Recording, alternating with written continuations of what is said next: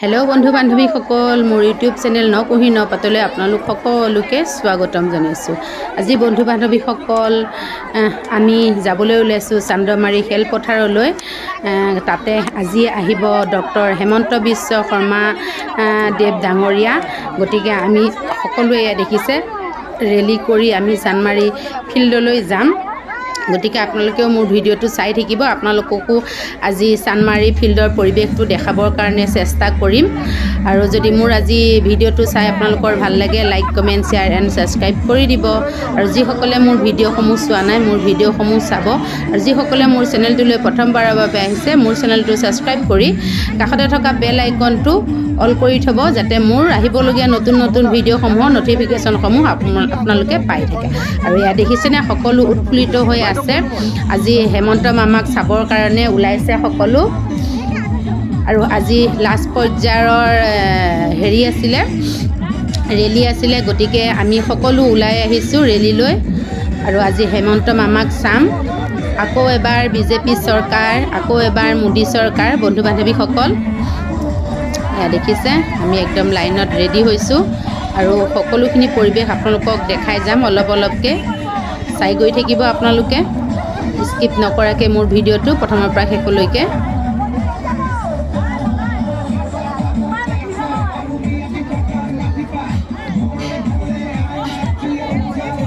দেখিছে মহিলা আৰু মহিলা দেখিছেনে কিমান উৎফুল্লিত হৈ আছে। আৰু এবাৰো বিজেপি চৰকাৰক আনিবই লাগিব। গতিকে চাই থাকক। আৰু এয়া দেখিছে সকলো দলে বলে ওলাই আহিছে চান্দমাৰী ফিল্ডলৈ যাম বুলি। আৰু সকলোৰে হাতত এখন এখন ফ্লেগ আছে দেখিছেনে পদুম ফুলৰ ফ্লেগ সকলোৱে হাতে হাতে লৈ আছে। আকৌ এবাৰ মোদী চৰকাৰ, আকৌ এবাৰ বিজেপি চৰকাৰ। চাই থাকক বন্ধু বান্ধৱীসকল। মই মাজে মাজে এটা দুটা কথা কৈ যাম। গতিকে হাল্লা বহুতো হৈ আছে। এফালে গান এফালে মানুহৰ হাল্লা হৈ আছে। গতিকে ইমানখিনি ক'বৰ কাৰণে নোৱাৰিবও পাৰোঁ। গতিকে আপোনালোকে চাই যাব, আপোনালোকক দেখুৱাই যাম আজিৰ পৰিৱেশটো কেনেকুৱা হয়। এয়া ৰাস্তা আহি পালোহি। ৰাস্তাই ৰাস্তাই আমি। আৰু এখেত হৈছে আমাৰ কাউন্সিলৰ বাইদেউ দেখিছেনে। কাউন্সিলৰ বাইদেউৰ মুখতো একদম বৰ হাঁহি, একদম বৰ ধুনীয়া হাঁহি ওলাই আছে। আৰু এয়া আমি চান্দমাৰী ফিল্ডলৈ বুলি আগবাঢ়িছোঁ।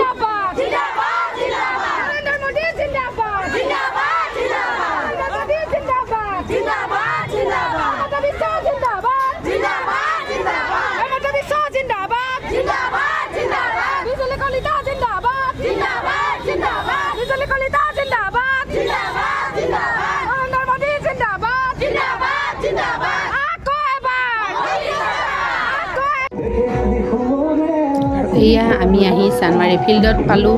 ফিল্ড পোৱাৰ লগে লগে মানুহবিলাকৰ নাচন বাগন আৰম্ভ হৈ গৈছে দেখিছেনে। এয়া সকলো মানুহ একদম পূৰা ফূৰ্তিত উৎফুল্লিত হৈ আছে। এয়া দেখিছে চান্দমাৰী ফিল্ডৰ পৰিৱেশ।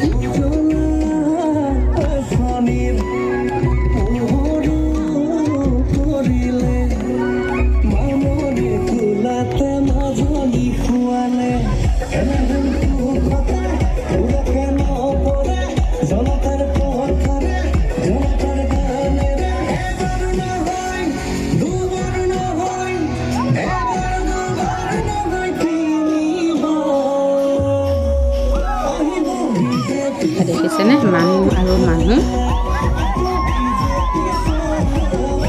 চান্দমাৰী খেলপথাৰত। এয়া সকলোৱে নাচি আছে।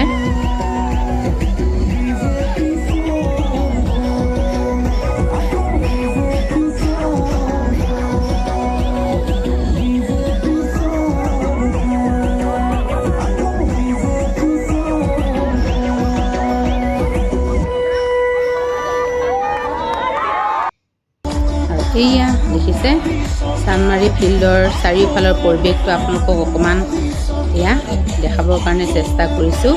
চাৰিওফালে মানুহ মানুহ আৰু মানুহ দেখিছেনে।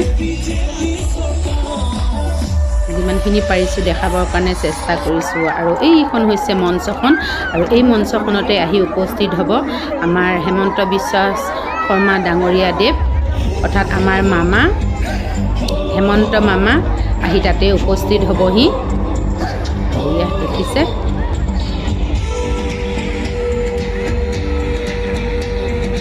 আপোনালোকে যদি বিজেপি চৰকাৰক ভাল পায় এটা লাইক কৰিব আৰু মোৰ চেনেলটো শ্বেয়াৰ কৰিব যিমান পাৰে।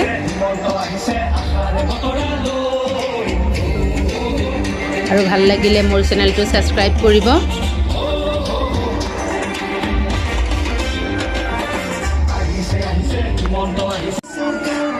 এয়া দেখিছে, এইখন হৈছে মঞ্চ।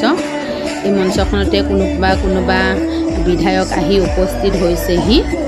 এয়া দেখিছে, এইখন মঞ্চতে আজি হেমন্ত মামা আহি উপস্থিত হ'বহি। আৰু আপোনালোককো দেখাবৰ কাৰণে চেষ্টা কৰিম পৰিৱেশটো হেমন্ত মামাক। আৰু মামাক চাম বুলিয়ে সকলো উৎফুল্লিত হৈ আছে, সকলো উৎসাহেৰে ওলাই আহিছে।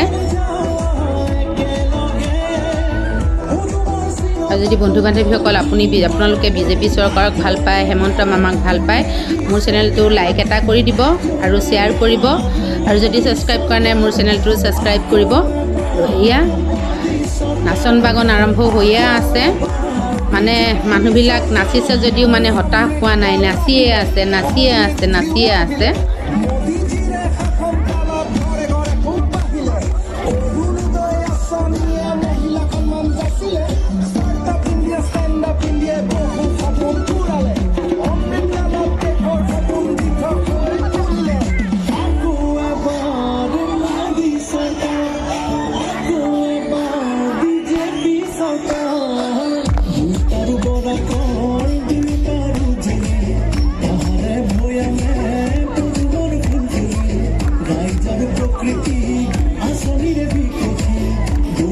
আৰু এইখন মঞ্চতে গুৱাহাটী পৌৰ নিগমৰ যিজন মেয়ৰ তেখেতো আহি উপস্থিত হৈছেহি।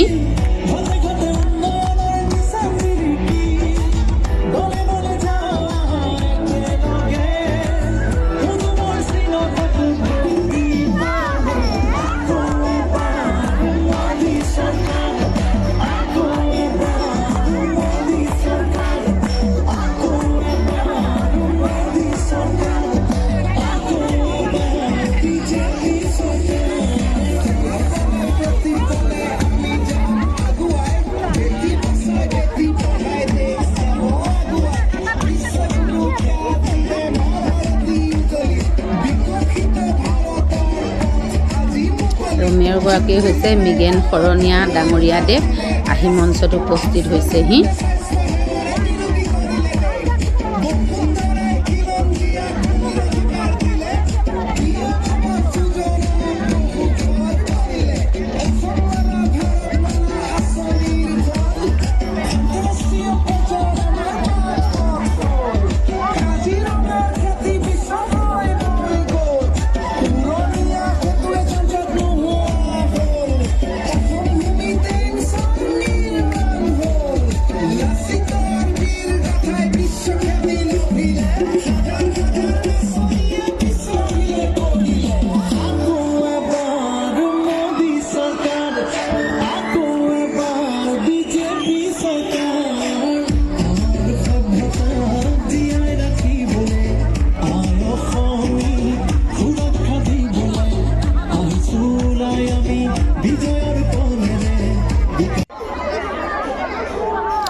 এইয়া আমাৰ মঞ্চত আহি উপস্থিত হ'ল ডক্টৰ হেমন্ত বিশ্ব শৰ্মা ডাঙৰীয়া দেৱ, আৰু লগতে আছে বিজুলী কলিতা মেধি।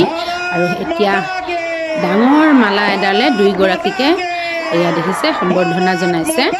ডাঙৰ মালা এডাল পিন্ধাইছে ডক্টৰ হেমন্ত বিশ্ব শৰ্মা ডাঙৰীয়াক আৰু বিজুলী কলিতা মেধিক। এয়া দেখিছেনে, আমাৰ মামা মঞ্চত আহি উপস্থিত হ'ল। আৰু এয়া কি খবৰ ভাল? এতিয়া আপোনালোকে শুনি গৈ থাকক আজি মামাই কি কয়। গতিকে মই এতিয়া একো নকওঁ, আপোনালোকে মামাৰ ভাষণখিনি উপভোগ কৰক। হ'ব, ইমান টাইট কৰি কোনে বান্ধি দিলে?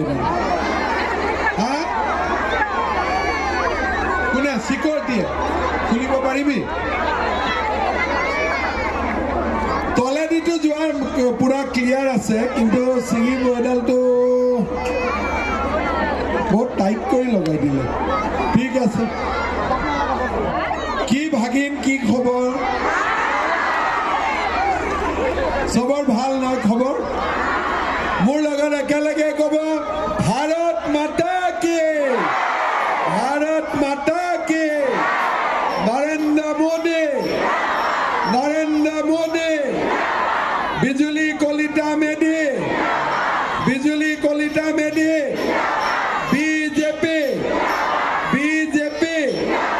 এজিপি বহুত বঢ়িয়া দিলে আকৌ এবাৰ মোদী চৰকাৰ তাৰ মানে অসমৰ মানুহে এবাৰ মোদী চৰকাৰ বনাবই বনাবনে নাই মোদী চৰকাৰ বনাবনে নাই আৰু মোদী চৰকাৰ বনাবৰ কাৰণে আমি সকলোৱে বিজুলী বাইদেউক জিকাব লাগিব জিকাব নে নাই জিকাব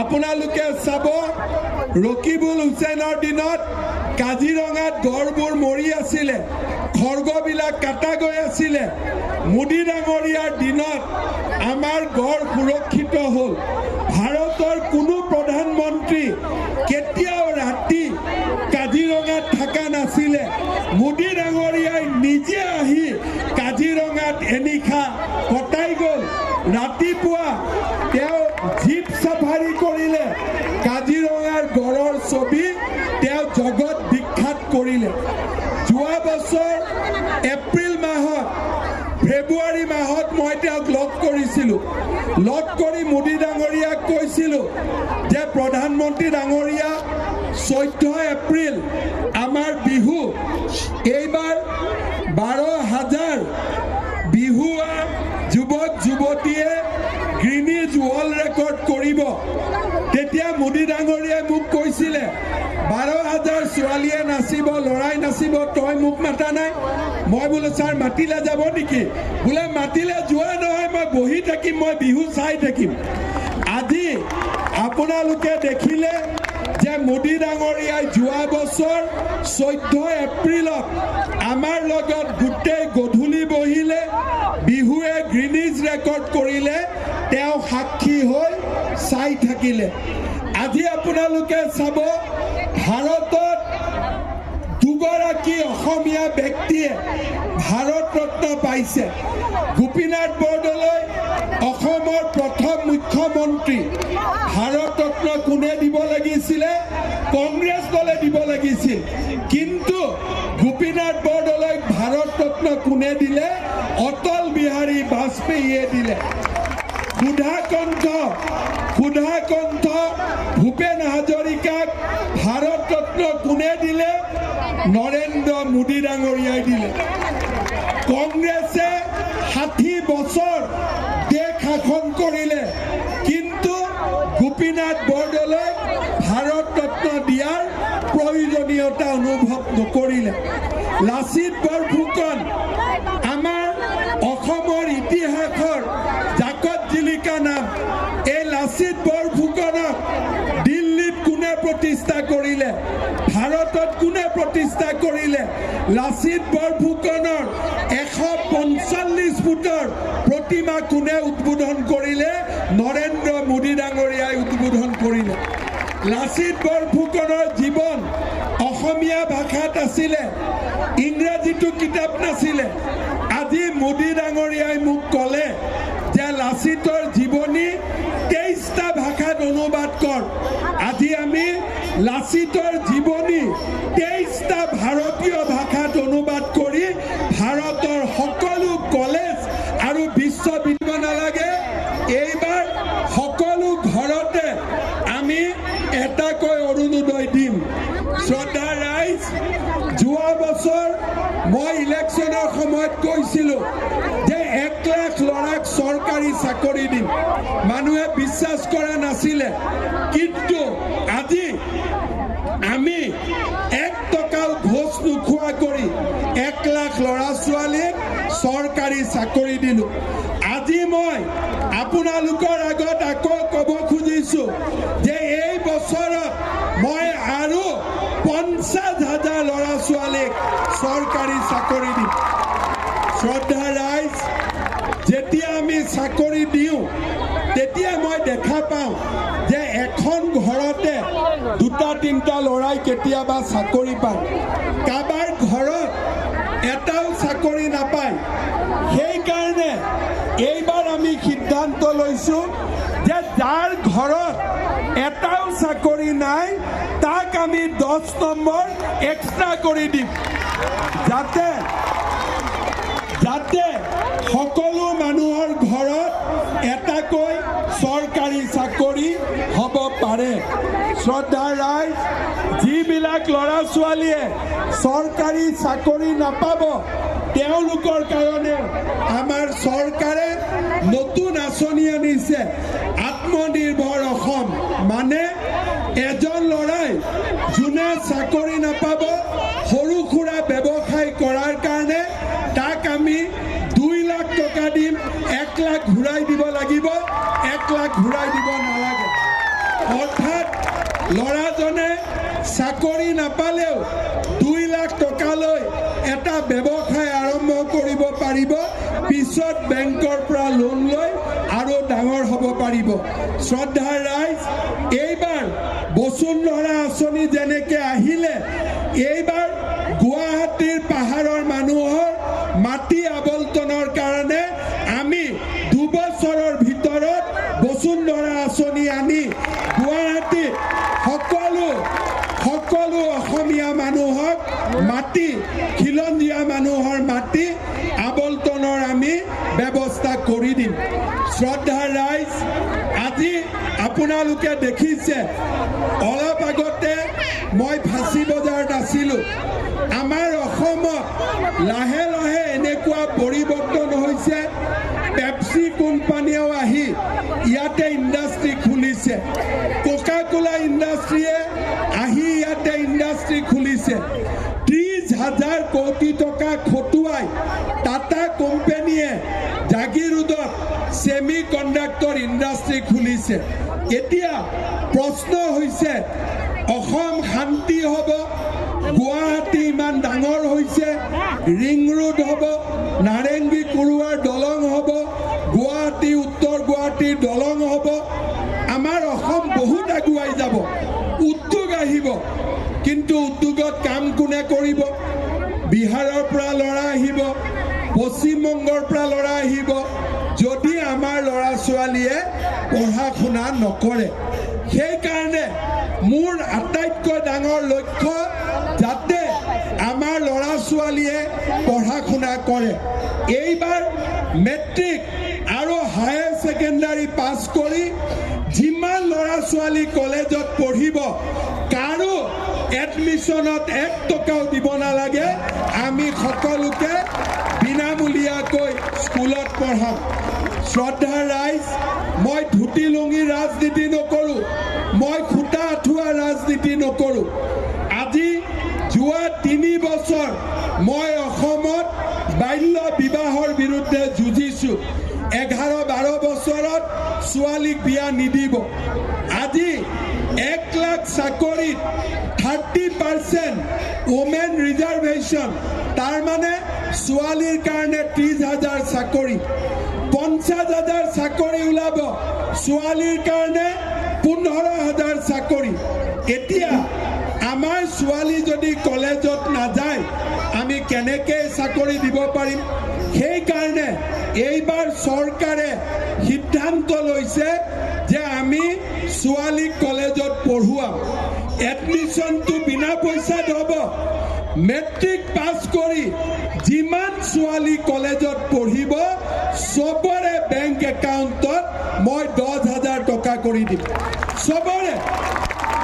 আৰু হায়াৰ ছেকেণ্ডাৰী পাছ কৰি ডিগ্ৰী যি ছোৱালী পঢ়িব প্ৰত্যেক বছৰে তাই 12,500 টকাকৈ পঢ়ি পাব।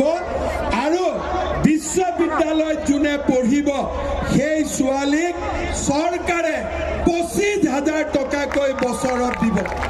অৰ্থাৎ আমাৰ লক্ষ্য হ'ব